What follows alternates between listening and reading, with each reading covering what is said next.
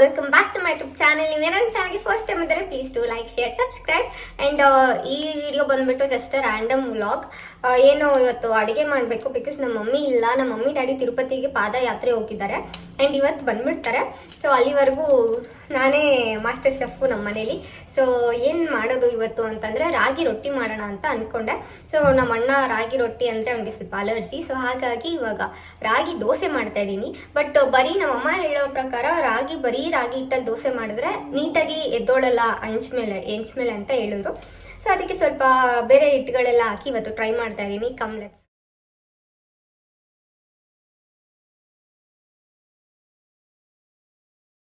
So ಇವಾಗ ಈರುಳ್ಳಿ ಮತ್ತು ಕೊತ್ತಂಬರಿನ ಹಚ್ಕೊಂಡಿದ್ದೀನಿ.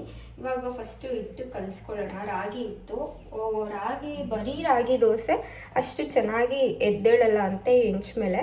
ಸೊ ಅದಕ್ಕೆ ಸ್ವಲ್ಪ ಜೋಳದ ಹಿಟ್ಟೆಲ್ಲ ಮಿಕ್ಸ್ ಮಾಡ್ಕೊಳ್ಳೋಣ.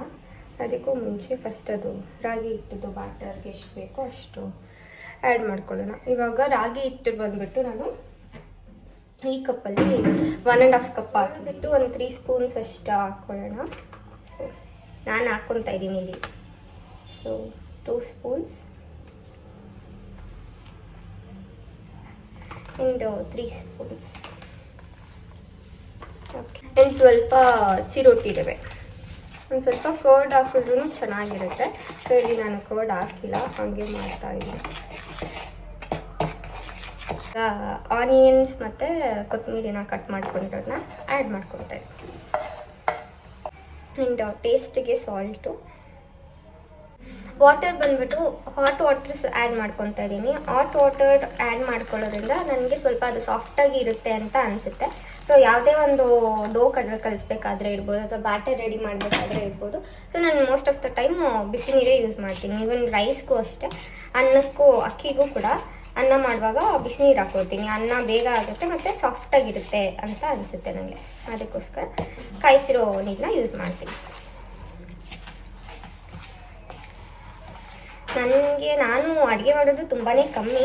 ನನಗೆ ಯಾರಾದರೂ ಮೇನ್ ಶೆಫ್ ಇರಬೇಕು ನನ್ನ ಜೊತೆ. ಇವಾಗ ನಾನು ಇಲ್ಲಿದ್ದರೆ ನಮ್ಮ ಮಮ್ಮಿ ಇರಬೇಕು, ಅಲ್ಲಿದ್ದರೆ ನಮ್ಮ ಅತ್ತೆ ಇರಬೇಕು. ಸೊ ದಟ್ ಅವರು ಹೆಲ್ಪ್ ಮಾಡಿದ್ರೆ ಅದು ಏನೋ ಅಡುಗೆ ಮಾಡೋಕ್ಕೆ ಈಸಿ ಅನಿಸುತ್ತೆ. ಮತ್ತು ಏನಾದರೂ ಸ್ವಲ್ಪ ಮಿಸ್ ಆದರೂ ಕೂಡ ಅವರು ಸ್ವಲ್ಪ ಆಲ್ಟ್ರೇಷನ್ ಮಾಡ್ತಾರೆ. ಸೊ ಹಂಗೆ ಅವರಿದ್ದರೆ ಚೆನ್ನಾಗಿರುತ್ತೆ. ನಾನೇ ಮಾಡೋದಂದರೆ ಸ್ವಲ್ಪ ನನಗೆ ತಿನ್ನೋಕ್ಕೆ ಇಂಟ್ರೆಸ್ಟೇ ಇರಲ್ಲ. ನಾನೇ ಮಾಡ್ಕೊಂಡು ನಾನೇ ತಿನ್ಬೇಕಂತ ಬೇಜಾರಿಗೆ ನಾನು ಒಬ್ಬಳೇ ಇದ್ದಾಗೆಲ್ಲ ಮೋಸ್ಟ್ ಆಫ್ ದ ಟೈಮ್ ಏನು ಅಡುಗೆ ಮಾಡ್ತೀನಿ. ಬಂದ್ಬಿಟ್ಟು ಲೋ GI ಆಗಿರೋದ್ರಿಂದ, ಲೋ ಗ್ಲೈಕಮಿಕ್ ಇಂಡೆಕ್ಸ್ ಇರೋದ್ರಿಂದ ನಮಗೆ ಅದು ಬೇಗ ಇನ್ಸುಲಿನ್ನ ರಿಲೀಸ್ ಮಾಡಲ್ಲ. ಶುಗರ್ನ ಹೋಗಿ ನಮ್ಮ ಬ್ಲಡ್ಡಲ್ಲಿ ರಿಲೀಸ್ ಮಾಡಲ್ಲ, ನಿಧಾನಕ್ಕೆ ಮಾಡುತ್ತೆ. ಸೊ ಹಾಗಾಗಿ ಇದು good for health compared to white rice and wheat item all. ರಾಗಿ ಸ್ವಲ್ಪ ಬೆಟರ್. ಇವಾಗಿರುವಂಥ ಫುಡ್ ಸ್ಟೈಲ್, ಲೈಫ್ ಸ್ಟೈಲಲ್ಲಿ ನಾವು ಯಾವುದು ಬೆಟರು ಯಾವುದು ಬೆಸ್ಟು ಅಂತ ಹೇಳೋಕ್ಕೆ ಆಗಲ್ಲ. Because of growing cooking method ಎಲ್ಲ ನಮಗೆಲ್ಲ ಫಾಸ್ಟಾಗಿ ಆಗಬೇಕು, ಬೇಗ ಬೆಳೆನೂ ಬರಬೇಕು, ಬೇಗ ಅಡುಗೆನೂ ಆಗಬೇಕು. ಒಂದು ವಿಸಿಲ್ ಇಟ್ಟರೆ ಎಲ್ಲ ಅಡುಗೆ ಆಗೋಗಬೇಕು. ಸೊ ಈ ಥರ ಇರೋ ಟೈಮಲ್ಲಿ ಸ್ವಲ್ಪ ನಮಗೋಸ್ಕರ, ನಮ್ಮ ಹೆಲ್ತ್ಗೋಸ್ಕರ ನಾವು ಮಾಡಿಕೊಡ್ಬೇಕು. ಇವಾಗ ರಾಗಿ ಹಿಟ್ಟು ರೆಡಿ ಇದೆ. ಸೊ ಅದಕ್ಕೆ ಕಾಂಬಿನೇಷನ್ ಬೀಟ್ರೂಟ್ದು ಪಲ್ಯ. ಸೊ ಈ ಪಲ್ಯನ ತುರ್ಕೊಂಡ್ರೆ ಬೇಗ ಬೇಯುತ್ತೆ. ಸೊ ಅದಕ್ಕೆ ಇವಾಗ ಸಿಪ್ಪೆನ ತೆಕ್ಕೊಂಡು ಫಸ್ಟು ತುರ್ಕೊಂಡ್ಬಿಡೋಣ. ಸೊ ಇದು ರಾಗಿ ದೋಸೆಗೆ ಬ್ಯಾಟರು ರೆಡಿ ಮಾಡ್ಕೊಂಡಿದ್ದೀನಿ. ಇದನ್ನು ಸ್ವಲ್ಪ ಅದು ಸೆಟಲ್ ಆಗೋಕ್ಕೆ ಬಿಡಬೇಕು. ಸೊ ಸ್ವಲ್ಪ ಉಪ್ಪು, ಚೂರು ಪಿಂಚ್ ಆಫ್ ಸೋಡಾ ಆ್ಯಡ್ ಮಾಡಿದ್ದೀನಿ. ಸೊ ಅದು ದೋಸೆ ಅದಕ್ಕೆ ಬರಲಿ. ಮತ್ತೆ ಇವಾಗ ಬೀಟ್ರೂಟ್ ಪಲ್ಯಕ್ಕೆ ಏನು ಎಲ್ಲ ರೆಡಿ ಮಾಡ್ಕೊಂಡಿರೋದು ಎಲ್ಲನೂ ರೆಡಿ ಮಾಡಿ ಇಟ್ಕೊಂಡಿದ್ದೀನಿ. ಬಿಕಾಸ್ ನಾನು ಇನ್ನೂ ಅಷ್ಟು ಪ್ರೋ ಎಕ್ಸ್ಪರ್ಟ್ ಶೆಫ್ ಅಲ್ಲ. ಒಂದು ಕಡೆ ನೋಡೋಷ್ಟು ಇನ್ನೊಂದು ಕಡೆ ಫುಲ್ಲು ರೋಸ್ಟೆಡ್ ಆಗೋಗುತ್ತೆ. ಸೊ ಅದಕ್ಕೆ ಎಲ್ಲನೂ ರೆಡಿ ಮಾಡ್ಕೊಂಡು ಇಟ್ಕೊಂಡಿದ್ದೀನಿ. ಸೊ ಪಟ ಅಂತ ಮಾಡೋಣ ಅಂತ.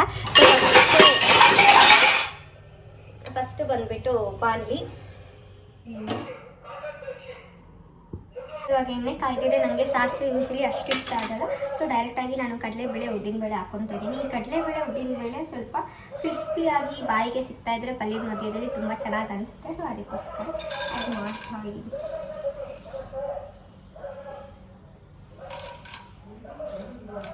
ಇದು ಸ್ವಲ್ಪ ಲೈಟಾಗಿ ಗೋಲ್ಡನ್ ಬ್ರೌನ್ ಆಗೋವರೆಗೂ ಸ್ವಲ್ಪ ಅದು ರೋಸ್ಟ್ ಆಗಲಿ. ಅಷ್ಟೊತ್ತಿಗೆ ನಾನು ಅದೇನು ರೆಡಿ ಮಾಡ್ಕೊಂಡಿದ್ದೀನಿ ಅದೆಲ್ಲ ಆ್ಯಡ್ ಮಾಡ್ತೀನಿ. ಸೊ ಇವಾಗ ನೆಕ್ಸ್ಟು ಆನಿಯನ್,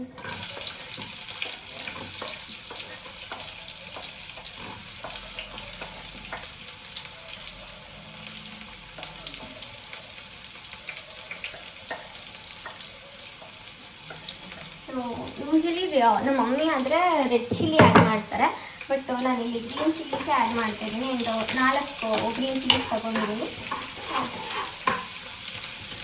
ಮುಂಚೆ ಎಲ್ಲ 30 ಇಯರ್ಸ್ ಆದಮೇಲೆ ಹೆಲ್ತ್ ಬಗ್ಗೆ ಕೇರ್ ತೊಗೊಳ್ತಾ ಇದ್ರು, ಮತ್ತು ಫುಡ್ಡು ಏನೋ ಕಂಪ್ಲೀಟ್ಲಿ ಚೇಂಜ್ ಮಾಡಿಕೊಂಡು ಫುಲ್ ಹೆಲ್ತ್ ಕಾನ್ಷಿಯಸ್ ಆಗಿ ತಿನ್ನೋಕ್ಕೆ ಸ್ಟಾರ್ಟ್ ಮಾಡ್ತಾಯಿದ್ರು. ಬಟ್ ಇವಾಗಿರೋ ಜನ್ರೇಷನಲ್ಲಿ ಹೇಳ್ಬೇಕಂದ್ರೆ 25 ಆಗ್ತಿದ್ದಂಗೆ ಎಲ್ಲ ಹೆಲ್ತ್ ಕಾನ್ಷಿಯಸ್ ಆಗಿ ಹೆಲ್ತ್ನ ತುಂಬ ಚೆನ್ನಾಗಿ ನೋಡಿಕೊಂಡು ಹೆಲ್ತ್ ಮೇಲೆ ಕಾನ್ಸಂಟ್ರೇಟ್ ಮಾಡ್ತಾ ಇದ್ದಾರೆ. ಸೊ ಅದಕ್ಕೇ ನಾನು ಫುಲ್ ಖಾರ ಕಮ್ಮಿ ಮಾಡಿಕೊಂಡು ಸ್ವಲ್ಪ ಖಾರ ತಿಂತಾಯಿದ್ದೀನಿ. ಜಾಸ್ತಿ ಖಾರ ತಿಂದರೆ ಆರೋಗ್ಯಕ್ಕೆ ಒಳ್ಳೆಯದಲ್ಲ. ಸೊ ಹಾಗಾಗಿ ಸ್ವಲ್ಪ ಖಾರ. ಇವಾಗ ಈರುಳ್ಳಿ ಲೈಟ್ ಗೋಲ್ಡನ್ ಬ್ರೌನ್ ಆಗಿದೆ, ಅಷ್ಟೊತ್ತಿಗೆ ಗ್ರೀನ್ ಚಿಲ್ಲೀಸ್ ಆ್ಯಡ್ ಮಾಡ್ಕೊಳ್ಳೋಣ. ಆ್ಯಂಡ್ ಇದನ್ನು ಫುಲ್ ನಾನು ಚಾಪ್ ಮಾಡಿಲ್ಲ, ಬಿಕಾಸ್ ಬಾಯಿಗೆ ಸಿಕ್ಕಿದ್ರೆ ಅದು ಖಾರ ಆಗಿಬಿಡುತ್ತೆ.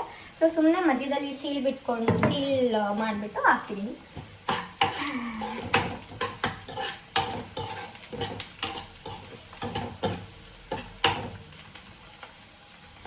ಸೊ ಬ್ರೌನ್ ಆಗಿದೆ. ಇವಾಗ ಬೀಟ್ರೋಟ್ ಹಾಕೋ ಟೈಮು. ಸೊ ನಾನಿಲ್ಲಿ 2 ದೊಡ್ಡ ಬೀಟ್ರೋಟ್ ತೊಗೊಂಡಿದ್ದೀನಿ.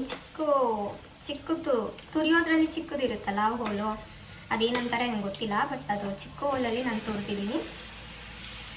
ಬೇಗ ಬೇಯುತ್ತೆ, ಮತ್ತು ತುಂಬ ದೊಡ್ಡದಾಗಿ ಸಿಕ್ಕಿದ್ರೆ ತಿನ್ನೋಕೆ ಒಂಥರ ಅನಿಸುತ್ತೆ. ಸೊ ತುಂಬ ಚಿಕ್ಕದಾಗಿದ್ದರೆ ಈಸಿಯಾಗಿ ತಿನ್ಬೋದು, ಆ್ಯಂಡ್ ಬೇಗ ಕೂಡ ಬೇಯುತ್ತೆ. ಜಾಸ್ತಿ ಚೂ ಮಾಡೋಷ್ಟಿರಲ್ಲ, ಈಸಿಯಾಗಿ ಚೂ ಮಾಡ್ಬೋದು. ಸಾಲ್ಟ್ ಫ್ರೂಟಲ್ಲೇ ನೀರು ಬಿಸಿ ಆದಮೇಲೆ ಲೈಕ್ ಅದು ಬೇಯಕ್ಕೆ ಸ್ಟಾರ್ಟ್ ಆದರೆ ನೀರು ಬಿಟ್ಕೊಳ್ಳುತ್ತೆ. ಸೊ ನೀರೇನು ನಾನು ಆ್ಯಡ್ ಮಾಡಿಲ್ಲ, ಹಂಗೆ ಆ ವಾಟರಲ್ಲೇ ಬೆಂದರೆ ಚೆನ್ನಾಗಿ ತುಂಬ ರುಚಿಯಾಗಿರುತ್ತೆ ಅಂತ. ಪಲ್ಯ ಬೇಯೋಷ್ಟೊತ್ತಿಗೆ ನನಗೆ ಸ್ವಲ್ಪ ಟೈಮ್ ಇದೆ. ಸೊ ಅದಕ್ಕೆ ಏನು ಮಾಡ್ಕೊಳ್ಳೋಣ ಅಂತಂದರೆ ಇವಾಗ ನ್ಯಾಚುರಲ್ ಹೋಮ್ ಫ್ರೆಶ್ನರ್ನ ಮಾಡ್ಕೊಳ್ಳೋಣ. ಬಿಕಾಸ್ ನನಗೆ ತುಂಬ ಜಾಸ್ತಿ ಸ್ಮೆಲ್ ಬರ್ತಾಯಿದ್ರೆ ಹೆಡ್ಡೇಕ್ ಆಗುತ್ತೆ. ತುಂಬ ಹೆವಿ ಸ್ಮೆಲ್ ಬರೋವಂಥ ಪರ್ಫ್ಯೂಮ್ಗಳು ಇದೆಲ್ಲ ಅಂದರೆ ಸ್ವಲ್ಪ ನನಗೆ ನಾನು ಅಲ್ಲಿ ಸ್ಟೇ ಆವೆ, ಬಿಕಾಸ್ ನನಗೆ ಸ್ಮೆಲ್ ಅಷ್ಟು ಹೆವಿ ಸ್ಮೆಲ್ ಬರ್ತಾಯಿದ್ರೆ ಆಗಲ್ಲ. ಸೊ ಇವಾಗ ಇದು ನ್ಯಾಚುರಲಾಗಿ ಹೋಮ್ ಫ್ರೆಶ್ನರ್ ಮನೇಲೇ ಮಾಡ್ಬೋದು. ರೂಮ್ ಫ್ರೆಶ್ನರ್ ಅಥವಾ ಏನು ಫ್ರೆಶ್ ಆಗಿರಬೇಕು, ಒಳ್ಳೆ ಘಮ ಬರಬೇಕು. ಸೊ ಒಂದು ಮನೆ ನೀಟಾಗಿದ್ದಾಗ ಮತ್ತು ಸ್ಮೆಲ್ ಚೆನ್ನಾಗಿ ಬರ್ತಾಯಿದ್ರೆ ಆವಾಗ ಮನೇಲಿ ಸ್ವಲ್ಪ ನೆಮ್ಮದಿಯಾಗಿರೋಣ, ಇನ್ನೊಂದು ಸ್ವಲ್ಪ ಹೊತ್ತು ಮನೇಲೇ ಇರೋಣ ಅಂತ ಅನಿಸುತ್ತೆ. ಸೊ ಪ್ರಶಾಂತವಾಗಿರುತ್ತೆ, ಆ್ಯಂಡ್ ಪೀಸ್ ಆಫ್ ಮೈಂಡ್ ಸಿಗುತ್ತೆ. So come let's do. ಇವಾಗ ನಾನು ಎಲ್ಲನೂ ಇಂಗ್ರೀಡಿಯೆಂಟ್ಸ್ ಈ ಪ್ಲೇಟಲ್ಲಿ ಇಟ್ಕೊಂಡಿದ್ದೀನಿ. ವಾಟರ್ ಇದು ಬಂದುಬಿಟ್ಟು 3 to 50 ml ಆಫ್ ಗ್ಲಾಸು. ನಾನು ಸ್ವಲ್ಪ ಮಾಡ್ಕೊತಾ ಇದ್ದೀನಿ, ಮತ್ತು ಖಾಲಿ ಆದಮೇಲೆ ಬೇಕಂದರೆ ಮತ್ತೆ ಮಾಡ್ಕೋಬೋದು. ಆ ಫ್ರೇಗ್ರೆನ್ಸ್ ಹೋಗ್ಬಿಡುತ್ತಲ್ಲ, ತುಂಬ ದಿನ ನಾವು ಅದನ್ನು ಇಟ್ಕೊಂಡಿದ್ದಾಗ ಆ ಫ್ರೇಗ್ರೆನ್ಸ್ ಹೋಗ್ಬಿಡುತ್ತೆ. ಆ್ಯಂಡ್ ನೆಕ್ಸ್ಟು ಲೈಟ್ ಸ್ಟವ್ನ ಆನ್ ಮಾಡ್ಕೊಂಡಿದ್ದೀನಿ. ಆ್ಯಂಡ್ ಇವಾಗ ಒಂದೊಂದೇ ಆಗಿ ಎಲ್ಲ ಇಂಗ್ರೀಡಿಯೆಂಟ್ಸ್ನ ಆ್ಯಡ್ ಮಾಡ್ಕೊಳ್ಳೋಣ. ನೀರು ಸ್ವಲ್ಪ ಕುದಿಯೋಕ್ಕೆ ಸ್ಟಾರ್ಟ್ ಆಗಲಿ. ಅದು ನೀರು ಒಂದು ಸ್ವಲ್ಪ ಕುದಿಯೋಕ್ಕೆ ಸ್ಟಾರ್ಟ್ ಆದಮೇಲೆ ಎಲ್ಲನೂ ಆ್ಯಡ್ ಮಾಡ್ಕೊಳ್ಳೋಣ. ನೀರು ಕುದಿಯೋಕ್ಕೆ ಸ್ಟಾರ್ಟ್ ಆದಮೇಲೆ ಎಲ್ಲ ಇಂಗ್ರೀಡಿಯೆಂಟ್ಸು ಹಾಕ್ಕೊಳ್ತಾ ಬನ್ನಿ. ಫಸ್ಟು ನಿಂಬೆಹಣ್ಣು, ಒಂದು ದೊಡ್ಡ ಸೈಜ್ ನಿಂಬೆಹಣ್ಣು ತೊಗೊಂಡಿದ್ದೀನಿ. ಆ್ಯಂಡ್ ಸ್ವಲ್ಪ ಚಕ್ಕೆ ಹಾಕ್ಕೊಂಡ್ಮೇಲೆ ಸ್ವಲ್ಪ ಲವಂಗ, ಒಂದು 15 to 20 ಪೀಸ್ ಲವಂಗಗಳು. ಆ್ಯಂಡ್ ಅದಾದಮೇಲೆ ಒಣಗಿರೋವಂಥ ರೋಸ್ಮೇರಿ ಎಲೆ. ಇದು ಚೆನ್ನಾಗಿ ಒಂದು 15 to 20 minutes ಕುದಿಬೇಕು. ಅಷ್ಟೊತ್ತಿಗೆ ಪಲ್ಯ ರೆಡಿ ಆಯಿತು.